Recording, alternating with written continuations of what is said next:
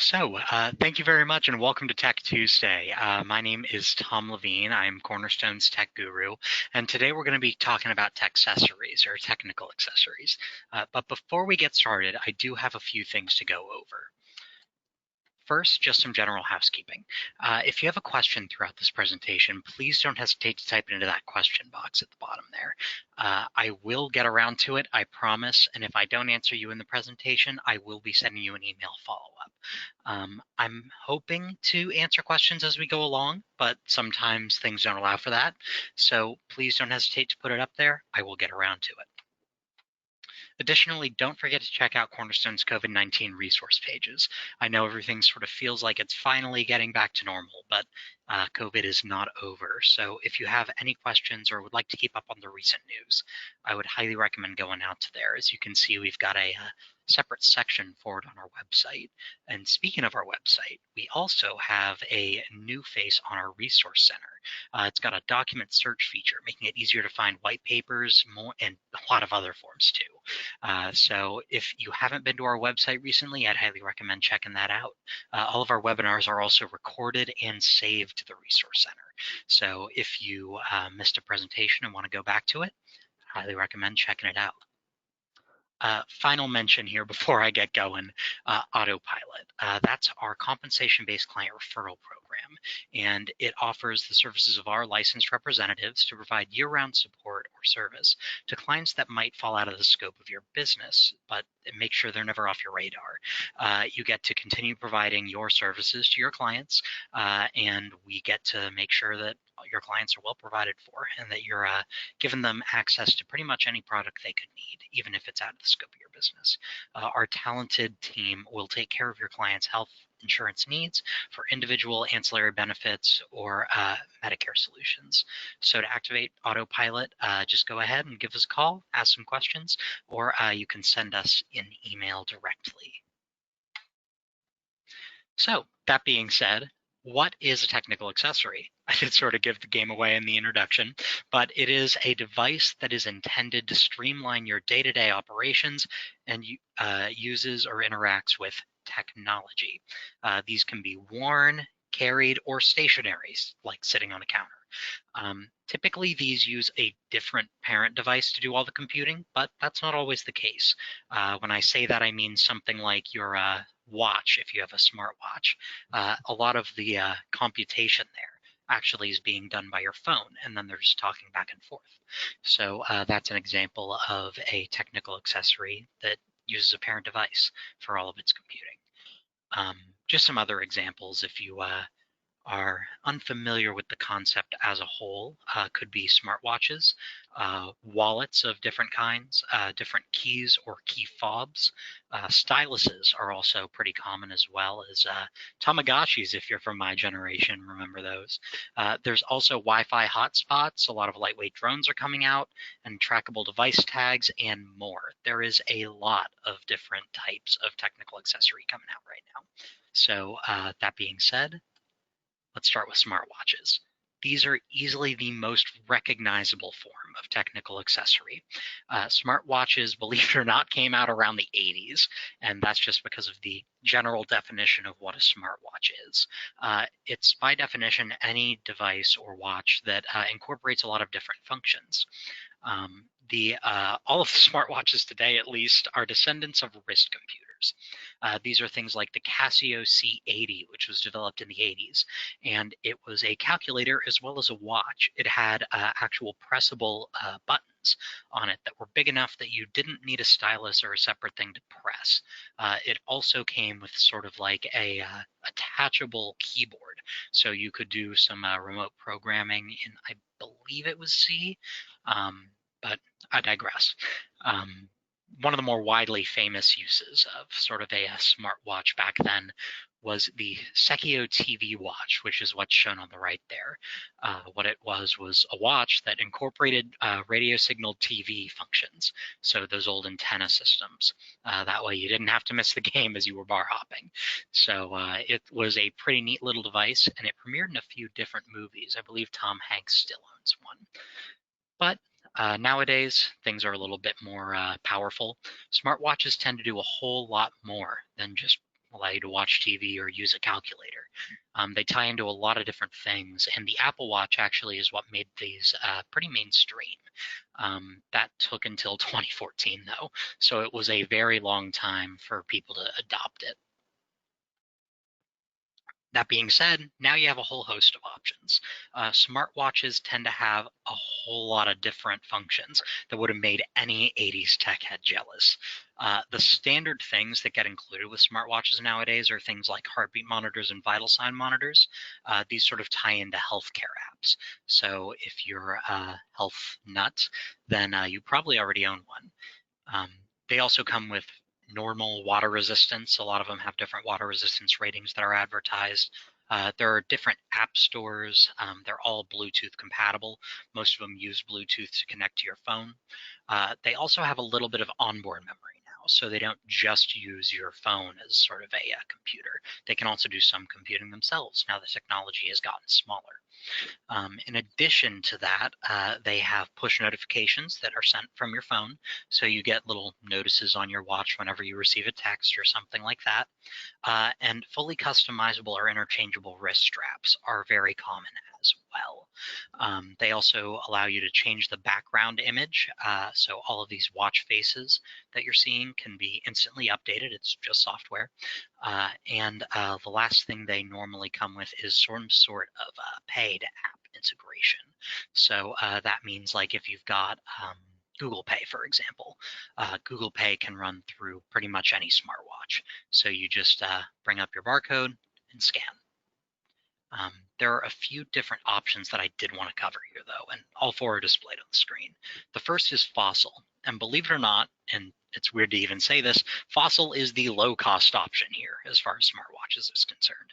A Fossil watch normally costs between $150 and $200, and it has onboard GPS as a pretty unique feature. That means you can walk around and use it just for navigation. You don't need to have your phone on you to use GPS. It also has a decent amount of RAM, which is internal memory for its size, so you can use a lot of different apps at once. That's actually necessary for the onboard GPS. And it's actually also compatible with both Apple and Android devices, although not at the same time. You have to kind of choose that when you choose your model. Most models are available in both. Also, design and look are pretty much the main focus of the watch. Fossil is more of a fashion company, so they didn't focus very hard on the technical aspects of the watch. But if you're just starting out with a watch like this, you don't do much of your own programming or anything like that, and you're just looking for look, Fossil's a great starter option. Another good option, if you're a Android exclusive user, is the Samsung Active 2. Two examples of those watch faces are displayed on the right. And believe it or not, it's actually basically the same thing as the Fossil watch. The only difference is the design and the fact that it's pretty well narrowed to Android devices. You also do get one additional feature, though, which is the snap picture option. If you take a picture of your outfit in the morning, it'll actually automatically choose a lock screen that matches your outfit. It also is able to be kind of adjusted to the strap. So all the straps that are sold come with like a QR code on the back. If you take a picture of that and upload and follow the URL through their app, it will automatically change the watch face to one that matches your wrist strap. So you don't have to go looking and customize things yourself. But honestly, it's a little overpriced in my opinion. These cost about $300 from Samsung Direct. So unless you're getting some sort of deal on it, the Fossil is probably the better option if you're an Android user. Additionally, there's also Fitbit, and Fitbit is really hard to place in my opinion. They have a whole lot of different options as far as smartwatches are concerned. Fitbits can cost anywhere from 80 to 200 plus. And if you're getting a low-end one, obviously with just some of the basic functions, it'll be 80. If you get one of the more advanced ones, it can be very similar to the Apple Watch as well. Because there are so many different options, it's worth mentioning kind of the focus of what the Fitbit is, though.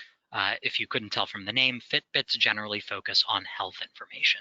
Their app actually exclusively focuses on health.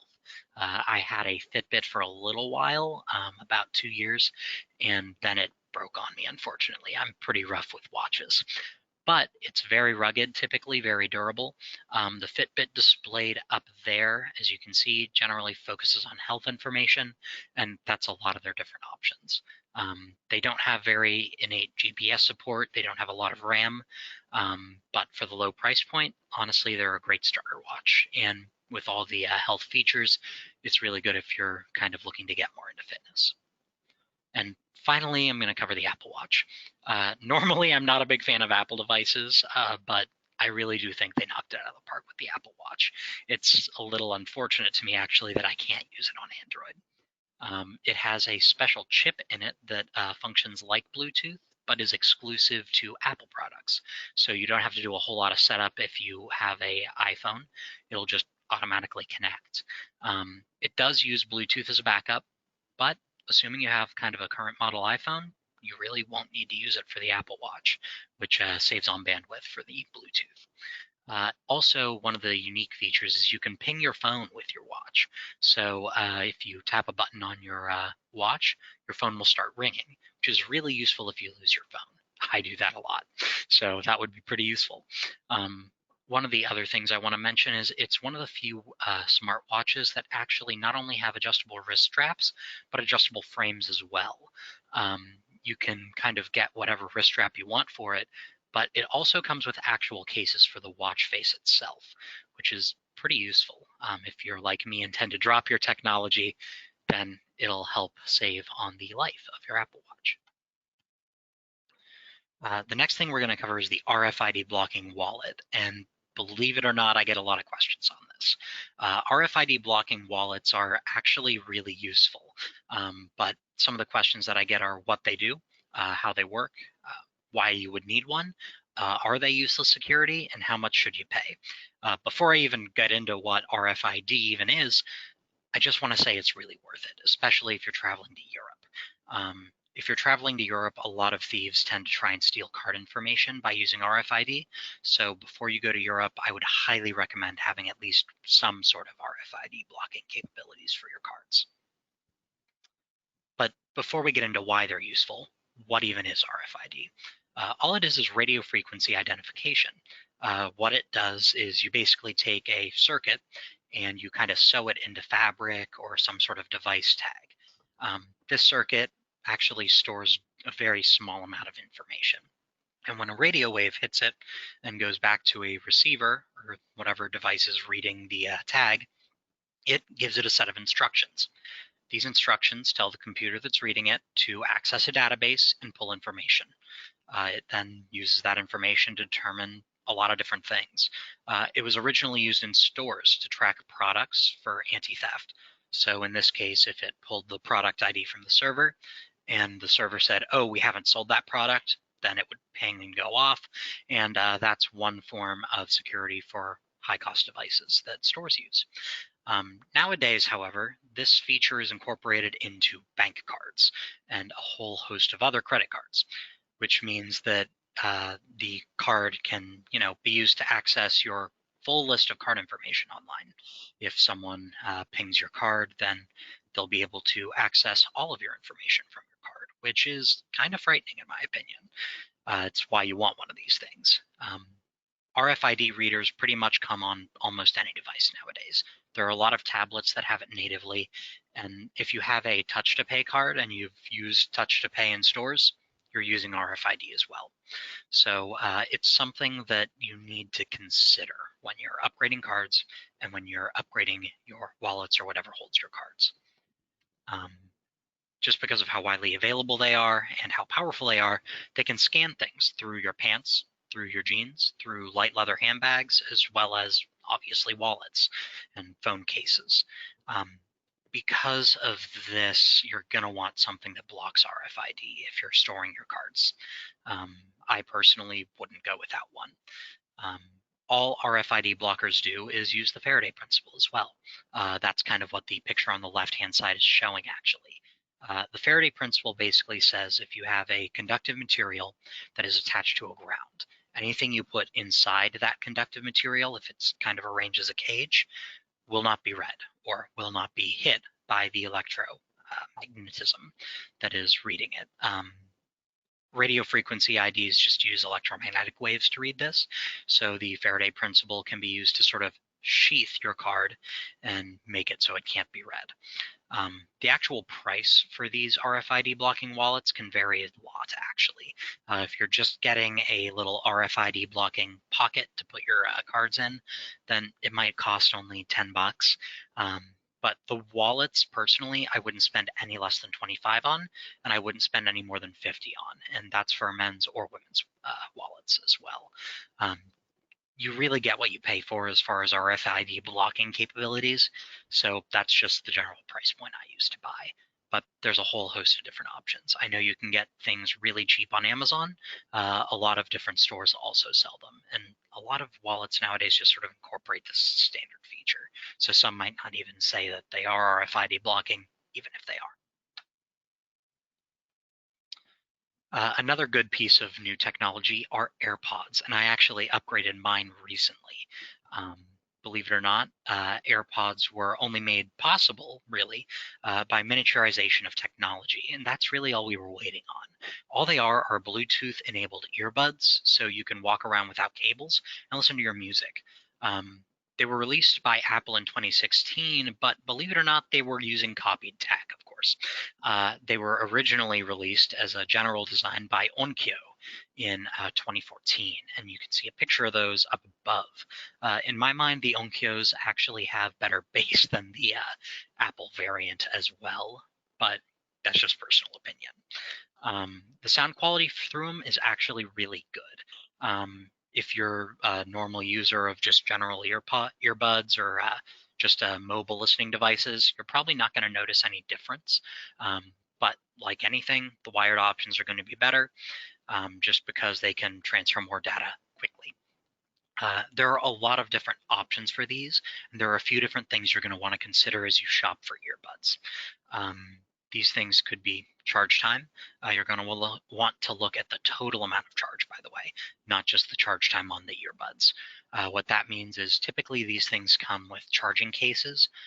Those charging cases can hold a certain amount of battery life.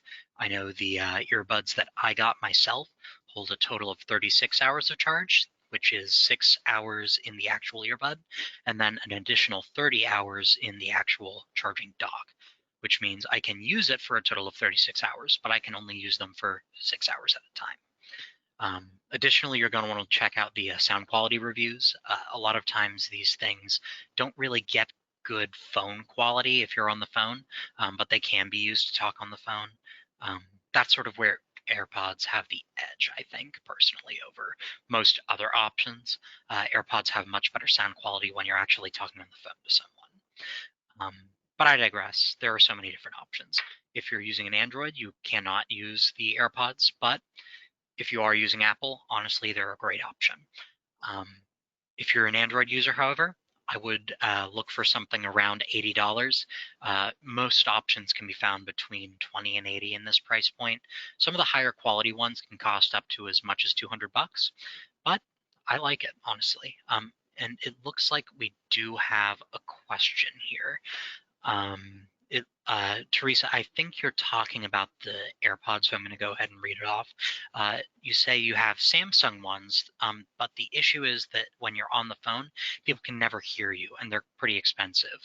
Do I have a brand that I recommend for working well when talking to people? And actually, yes, I do, but they are expensive.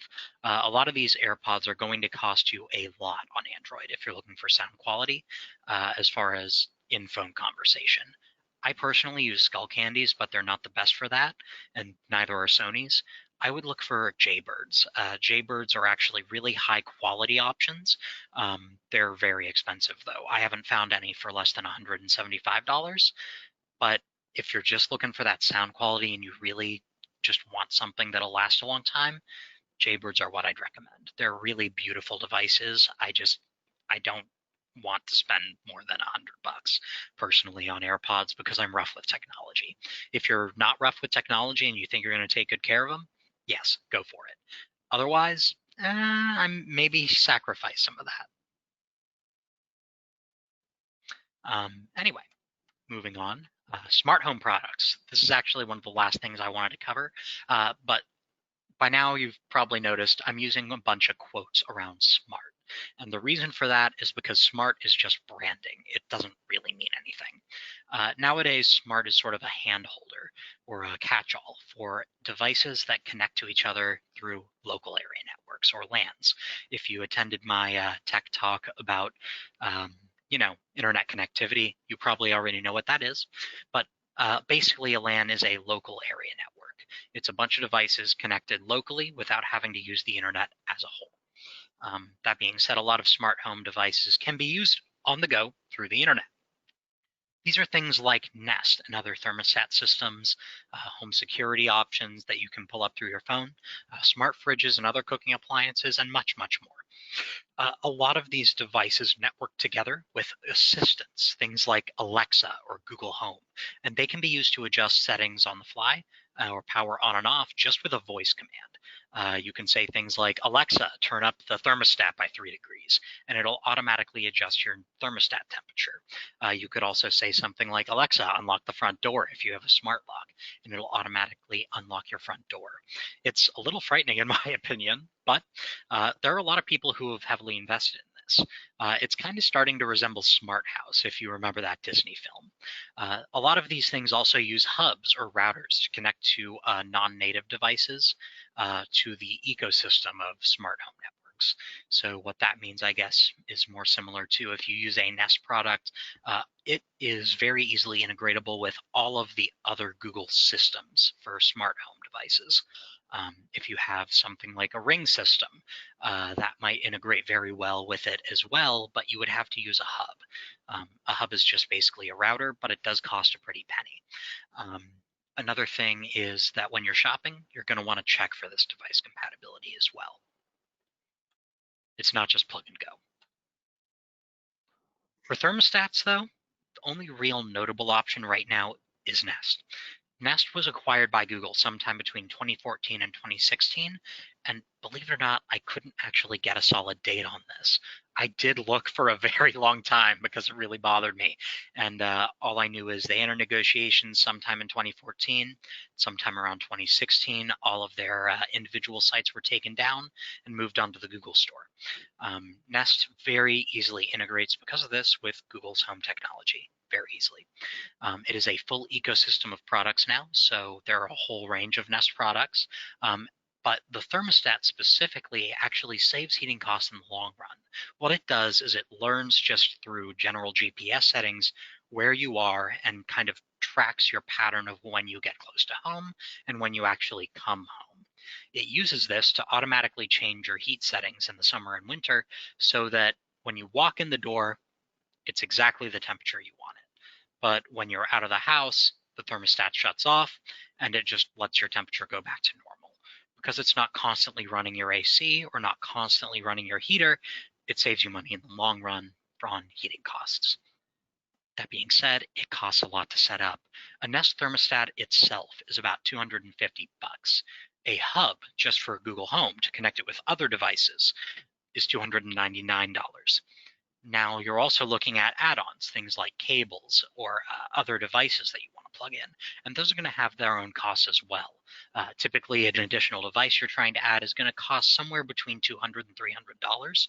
So that's sort of the main barrier to smart homes right now, is the high startup cost. Once you have it, it'll last a while, and it'll be really, really convenient. But you're going to need a very large down payment to set it up. And unfortunately, as far as thermostats are concerned, there's not a lot of competition. It's not an industry that's very well taken off yet. But I think probably within the next 10 years, you're going to see a sort of the rise of all of this technology. And believe it or not, home security is what I think is going to push that. Nest and Ring are the big names in home security. There is a Nest security system, but it is far more expensive. Ring actually is the one who sort of pioneered this, and they're actually the cheapest option from what I found. They started as just a doorbell system that would connect to your smartphone through an app. And when you rang the Ring doorbell, it would send a notice to your phone. You could tap view, and you could see who was at your door. These things popped up pretty recently, actually. I don't think they're any more than about 2 years old. But The cost of hardware for each of them, the individual doorbell and software is free to download, uh, is only about $100. The premium package, by the way, for storing your video, and that's really all the premium package does, starts at $3 per device. That being said, you can also just instantly view the camera through your app too for non-premium services. The $3 per device is belayed, though, by a $10 per household cost. So if you have a bunch of different Ring systems that you're using, it'll only cost you about $10. Nest, on the other hand, is far more expensive. One of the Nest cameras costs $229 per device. Plus, it is a $16.50 subscription flat, no matter how many devices you have. So it's going to be more expensive. The main reason that you'd want to go with Nest over something like Ring is just guaranteed compatibility with everything else. Oh, one other thing to mention, though. For Nest, I don't think this is an option, but for Ring, if you have your own server or you have your own sort of local storage, you can actually tell the Ring system to store your video to that, and you don't need the premium service. So that's another money saver just by using Ring. One of the last smart devices, I guess, that I wanted to cover for smart home features, there is one more, but it's kind of quick, is smart fridges. In my opinion, this is the one that is the least worth the money. Smart fridges can integrate with Amazon and other sort of online stores, though, so you don't have to go to the grocery store anymore to pick up your groceries. You can just tap away and you've got groceries delivered. Some of these also will actually track, like it'll tell you where to put things in your fridge, and it will track when they're getting low and auto order, which is a pretty neat feature. But in my mind, for the cost, it's not very useful. Especially when you can just open up a fridge door. They have tablets built into the door, so you can automatically reorder things and put up notes and do things very easily digitally. But the lowest price for one of these things is $2,000. And honestly, they're not very well invested in by even the retailers that sell them. Considering the average cost of a non-smart fridge is under $1,000, that's where most of the sales are going. The smart fridge shown on the left, actually, just for an example, is on Best Buy's website. It is marketed as an LG, even though it's clearly a Samsung, and it's called the LG 29.7 cubic foot four-door French option for $3K. That being said, it's clearly a Samsung refrigerator, so I don't really know what Best Buy is talking about there. The main competitors in this field, however, are the LG, which clearly you can see, the Samsung option, and GE. Those three are really the main smart fridge competitors. And if you can find a deal on these things, normally you can find them on Black Friday for about $1,500. That might be worth the cost, but they're really not worth a whole lot more than that. Lastly, touchless trash cans. These, in my opinion, are the most worth the money. Especially with things going on now with COVID, these things are really, really useful. They use a proximity sensor that normally has a range of about 6 inches to raise and lower the lid automatically. So you don't have to touch a button to get the lid to pop up. You don't have to step on anything to get the lid to raise. And they have relatively similar costs to just general trash cans that are sold now if you get a relatively high-end one. The iTouchless is what's displayed on the right, and that is a 13-gallon trash can for $60 right now on Best Buy. Considering that another trash can that looks similarly to this without that option probably costs around 40 to 50, I think you could spend the extra $20 and get the touchless version. It's really, really useful. I'm actually looking into getting one myself, especially now with everything going on. And it's also very useful for cleaning up messes in the kitchen. You don't have to worry about dirtying up the trash can's lid. So in my mind, this is probably the most useful piece of tech for the least cost. One of the last things I really wanted to mention, though, in far as serious product notes, are non-tangibles and VR. They're not very mainstream yet, but you're going to see a lot of them in the future. More nearly, you're going to see a lot of AR, which is augmented reality. A lot of different products are starting to use this. especially with navigation in cars. They're looking at putting like overlaid navigation into your windshield. So you'd be able to basically use like Google Earth or Google Maps and have your directions literally overlaid in front of you. You also see a lot of smart driving cars which use similar technology to this to interpret the world. The app on the left is actually something that I took from my phone. It is using the Bing VR search option, or Bing AR search if you're on Android. What it does is it allows you to sort of look around and see what restaurants are in the area. It has lunch, coffee, gas, grocery, and malls as options that it can show. And it has a compass rose in the upper right that allows you to sort of move your phone around and see what's around you. I use this app a lot downtown in Cincinnati, actually, because I can sort of point my phone to different places, and it'll actually show the level of whatever building I'm pointing at that the place I'm looking for is on. It'll show a distance, and if I tap on it, it'll actually take me directly to where I'm trying to go. So it's very useful, and it's wonderful augmented reality. One of the other popular augmented reality apps that came out relatively recently was Pokemon Go. I'm only mentioning it because it made extremely good use of VR and or AR. I'm sorry, but you're going to see a lot more of things like that soon.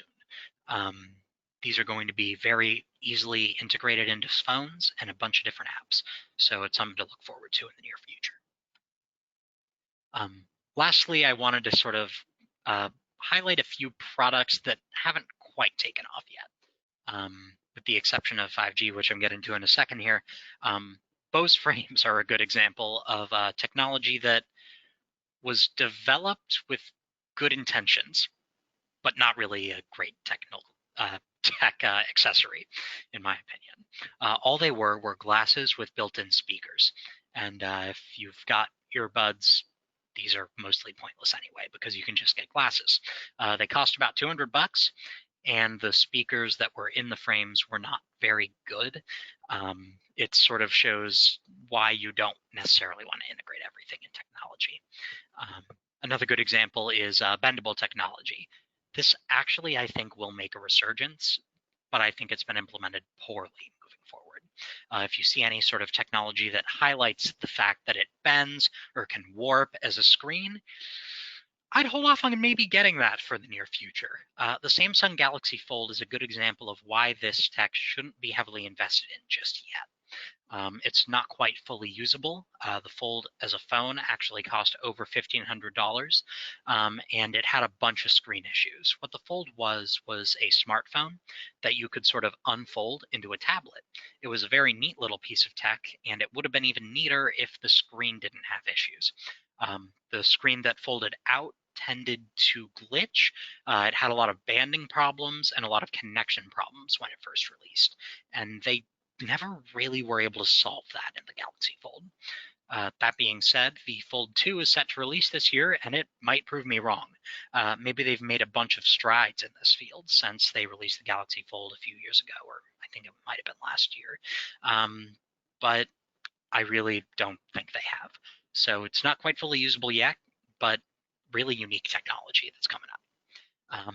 Lastly, I'm going to mention 5G phones. I'm actually going to do a presentation on this later on, I believe in July, but for now, I'd recommend holding off. 5G towers are not fully implemented yet, and 5G is a whole separate system from 4G. Phones require separate receiver types to use 5G, and a lot of the 5G phones coming out right now are backwards compatible to 4G, but a lot of the ones that are going to be released probably next year, maybe, I think, to start, will not have that technology built in. So it's something to keep an eye on in the future, but it's not something I think you're going to want to invest in just yet. That being said, that kind of covers all of the general technical accessories that I was going over now. There are a lot of different options that you can get, and I think now you've kind of seen the range of smart products, at least, that can come out and that have come out. There's a lot of different things coming out right now, and it's changing every day. Technological accessories are going to be something that you're going to see for the next 10, 20, 50 years. They're only going to get more prevalent. And as time goes on, you're going to see things that I definitely didn't think of or cover in this presentation. It's a very rapidly expanding field. So if you have any questions or any questions about maybe some upcoming technology that you might want to get answered, now's the time. If you have any questions about your own technology that you've got or anything that you might have at home that you just can't quite get to work, and maybe you have a question on how it should be used, now's the time to ask that as well. Either way, thanks for listening about the new technical accessories, and I hope you enjoyed the presentation. I'm going to stay on for a few more minutes and just take questions if anyone's got anything. No problem, Teresa. Thank you as well for attending.